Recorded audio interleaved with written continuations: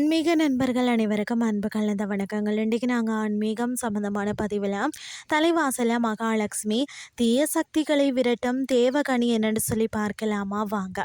வீட்டு வாசல் படியில் எலுமிச்சை வைப்பது ஏனென்று சொல்லி தான் நாம் இன்றைக்கி பார்க்க போகிறோம். வீட்டின் பிரதான வாசலில் பார்த்தீங்கன்னா எப்பொழுதுமே குலதெய்வம் மற்றது மகாலட்சுமி குடியிருப்பதாக தான் கூறப்படுகிறது.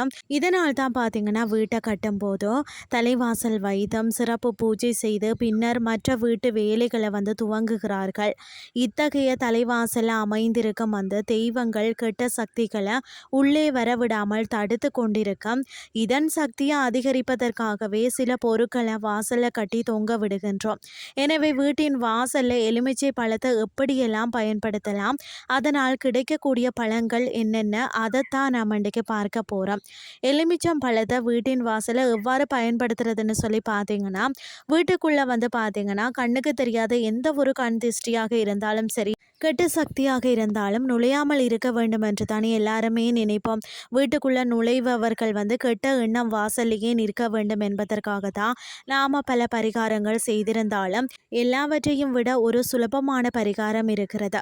இப்படியும் செய்யும் பட்சத்தில் தான் வீட்டில் கடன் தொல்லை அதிகரிக்காது, வீட்டில் நிம்மதி நிலைத்திருக்கும், சண்டை சச்சரவுகளுக்கு வாய்ப்பில்லை, சுபகாரிய தடை இருக்காது என்பது குறிப்பிடத்தக்கது. எப்படி செய்யணும்னு சொல்லி பார்த்தீங்கன்னா, 2 எலுமிச்சம் பழங்களை எடுத்துக்கொண்டு அதை 4 பாகங்களாக பிளந்து கொள்ளுங்கள். அதை 4 துண்டுகளாக வெட்டக்கூடாது. பிளக்கப்பட்ட எலுமிச்சம் பழத்தின் உள் பக்கத்தில் உப்பை முழுமையாக நிரப்பி அதில் 2 மிளகை போடுங்கள். பிறகு பார்த்தீங்கன்னா எலுமிச்சை பழத்தின் 4 வெளிப்பாகத்திலேயும் மேல் பகுதியில் என மொத்தம் 5 பகுதிகள்லையும் பார்த்தீங்கன்னா மஞ்சள் குங்குமம் பொட்டு வைக்கணும். இது போன்றே 2 எலுமிச்சம் பழத்தை நில வாசல் படியில் இரு பக்கத்திலையும் சிறிய தட்டின் மீது வைக்கணும். புள்ளி இல்லாத எலுமிச்சம் பழத்தை மட்டுமே திஷ்டி கழிக்கவும். இதை பார்த்தீங்கன்னா வெள்ளிக்கிழமை அன்று காலையில் தான் செய்யணும்.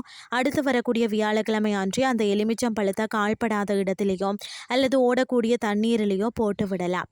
மீண்டும் வெள்ளிக்கிழமை இதே போல் எலுமிச்சம் பழத்தை தயார் செய்து வீட்டு வாசலில் பாதுகாப்பிற்காக வைத்து விட்டாலே போதும்.